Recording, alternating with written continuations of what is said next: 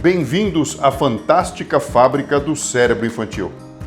Esse é um jeito prático que eu encontrei de consolidar informações para ensinar a compreender o desenvolvimento do cérebro desde a concepção até o início da adolescência. Ou melhor, desde que a vida dentro da barriga da mamãe, passando pela infância até a pré-adolescência, já que o cérebro fica de fato 100% pronto aos 21 anos de idade. Os bebês são as melhores máquinas de aprender do universo. Nos últimos 30 anos, a ciência já conseguiu provar que eles não são egoístas, irracionais e imorais, como se acreditava antes. Eles são os melhores cientistas e alunos que conhecemos no mundo. Mas a gente sabe que nos dias atuais, as crianças se prendem facilmente aos computadores, celulares, tablets e jogos virtuais com muita facilidade.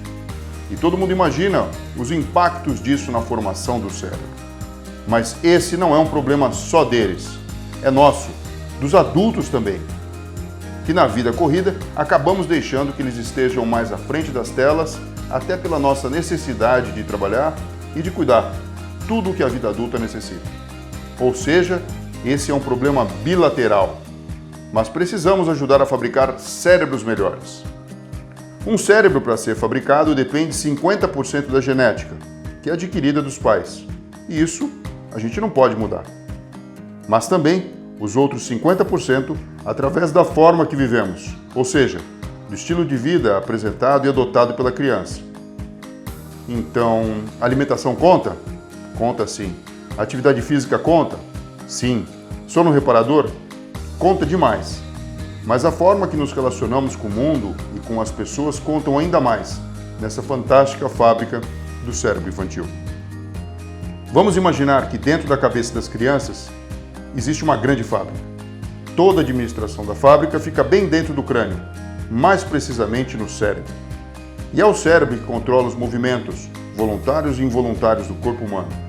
E um grande processador de informações externas e internas, como dores, sonhos e pensamentos.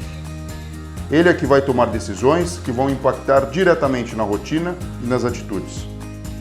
No corpo humano, além de coordenar e controlar todas as funções vitais da sobrevivência, como o sono, o movimento, a sede, os 5 sentidos, o tato, a visão, o olfato, a audição e o paladar, e também as emoções.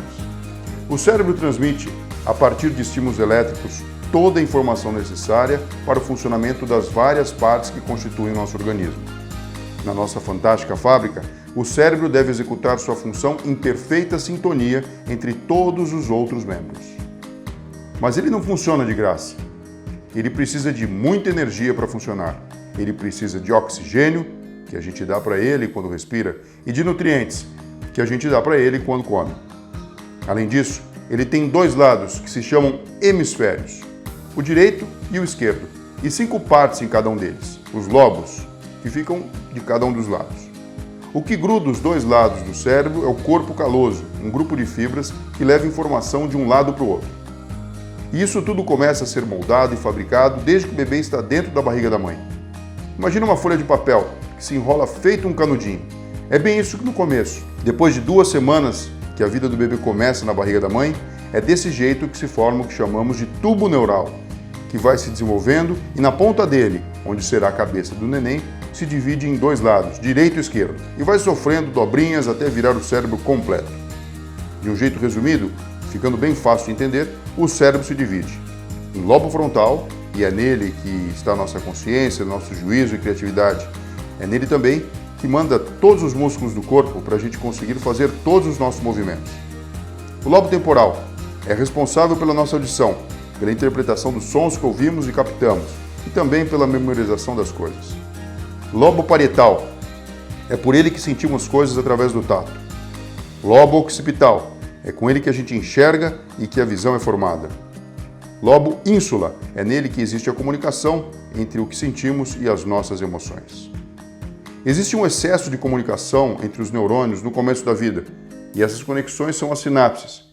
Se pudermos olhar em um microscópio, o cérebro do bebê, em cada pequeno neurônio, faz cerca de 700 a 1000 novas conexões por segundo. E depois, nos primeiros anos de vida, apenas as conexões mais importantes, as que usamos mais, permanecem. As demais sofrem como se fosse um corte, e assim o cérebro fica eficiente para utilizarmos dele apenas o que precisamos. Por isso que a criança com 3 meses já sustenta o pescoço, aos 6 meses senta sozinha, com 1 ano anda, aos 2 anos e meio aprende a ir ao banheiro sozinha, aos 3 anos consegue controlar os movimentos e coordenação começa a firmar cada vez mais, e aos 4 anos em diante já usa talheres e começa a desenhar e escrever. Tudo isso tem a participação do cerebelo, uma estrutura que fica logo abaixo do cérebro. Com isso, a criança aprende até a dançar. É através desse trabalho ordenado do cérebro junto com o cerebelo que podemos nos movimentar no mundo de outras formas. Como neurocirurgião e neurocientista, eu sei dos benefícios que a dança pode trazer para o equilíbrio, para a coordenação e para o desenvolvimento osteomuscular. E essa evolução que a prática da dança provoca, trabalhada em inúmeras partes cerebrais, o resultado disso são todos os benefícios que podemos colher dessa atividade. Essa e outras atividades ajudam a desenvolver os diversos tipos de inteligência que toda criança tem, podendo desenvolver uma ou mais, mas vamos conhecê-las. A primeira, inteligência linguística, quando você estuda português, inglês, espanhol ou outro idioma, por exemplo. Na infância, o cérebro é uma esponja para aprender coisas novas. Por isso, é mais fácil, nesse momento, aprender línguas novas. Segundo, inteligência lógico-matemática, quando uma criança estuda matemática ou brinca de jogos como, por exemplo, damas de xadrez. Terceiro, inteligência corporal sinestésica, é aquela que a gente aprendeu da dança, ou quando você aprende um novo esporte, por exemplo. Quarto, inteligência musical, quando interpretamos e manipulamos os sons. Essas duas, a última tem um poder especial no desenvolvimento cerebral. Aliás, essa última é bem curiosa. Escutamos com os lobos temporais. O ouvido serve para transformar as ondas mecânicas que se propagam pelo ar em impulsos elétricos, mas é no cérebro que isso é interpretado. Ou seja, não escutamos apenas com os ouvidos. E a música vai muito além. A gente sabe que a música cria sensações. Tem sempre aquela música que nos alegra ou aquela que nos arrepia. Isso é só uma parte do que essa arte pode causar no nosso cérebro. Quando a gente é criança, é muito comum aprendermos as cores, por exemplo, mas não é comum aprendermos em casa as notas musicais, e todos devem conhecer essas propriedades do som. Talvez uma pessoa, por exemplo, com dislexia, poderia ter mais facilidade no aprendizado musical do que com a leitura ou a escrita formal. Por isso, a prática musical ajuda em muitos processos de aprendizado, por fazer parte, ganhar o hábito de repetir sem achar tão desanimador. Ajuda muito as crianças a desenvolverem a concentração, a ativar novos caminhos neurais para linhas de raciocínio e memorização. E é no lobo temporal o grande responsável por interpretarmos os sons e a música. Além de ser percebido aí, é percebido em todo o cérebro, inclusive no sistema límbico, que é a parte emocional do cérebro. Por isso que as músicas trazem recordações, e é comum ouvir uma música e lembrar de algum fato. Bom, a gente já entendeu que a música e a dança andam de mãos dadas. Então vamos falar dessa habilidade que envolve equilíbrio, coordenação motora, propiciando a memória de procedimento iniciado com a ativação dos neurônios em espelho, apenas com a observação. Diversos estudos já demonstraram como a prática de atividade física provoca o aumento da massa cinzenta no cérebro. As áreas do cérebro beneficiadas pelo judô, por exemplo, especialmente, são as responsáveis pela concentração e pela capacidade de memória e coordenação motora, em trabalho conjunto com uma outra pessoa.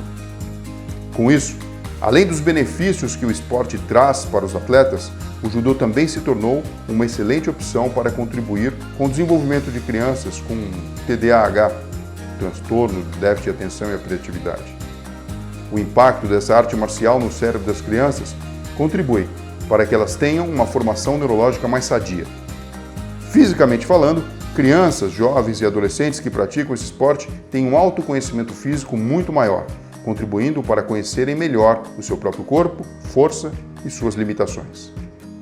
A área que é mais estimulada durante uma prática esportiva é o lobo frontal, semelhante à dança. Mas é nessa mesma área que mora a nossa empatia, quando aprendemos a se esforçar para ganhar e também para perder.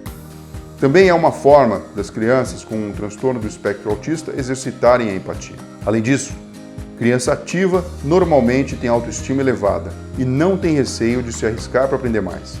O afeto é um dos grandes responsáveis pela construção da autoestima. Por isso, também que a presença dos pais é fundamental, desde a amamentação até o desenvolvimento do filho. E que me desculpem os teóricos, o que importa aqui não é só qualidade não. é a quantidade de tempo dedicado às crianças, sim. Os pais que falam com os filhos estimulam a formação de conexões do cérebro. Para a criança, brincadeira é coisa séria e a brincadeira é o principal veículo para o aprendizado. Brincadeiras de subverter podem ser valiosas, mais do que um brinquedo pronto. Assim como o convívio com os pets e com a natureza trazem um bem imenso na ligação emocional e criam na criança empatia. A convivência com a família tem também sua grande parcela. Os avós são os melhores contadores de história e não são cuidadores dos netos. Vocês percebem a diferença nisso? O papel dos irmãos também é valioso para criar relações de colaboração ou competição.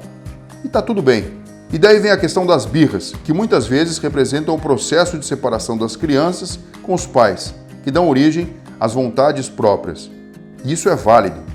Por isso, não por acaso, que o momento do nascimento recebe o nome de parto, que vem de apartar, separar a vida da criança da vida da mãe.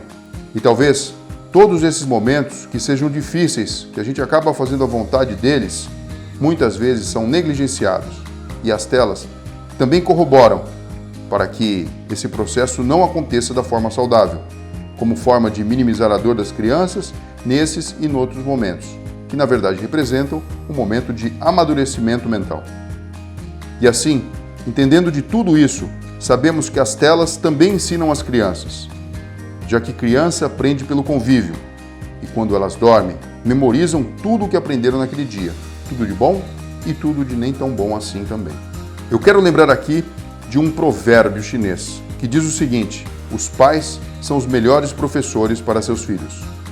E também um provérbio africano, que diz o seguinte: é preciso de uma vila para educar as crianças. E aí, vamos construir juntos essa vila?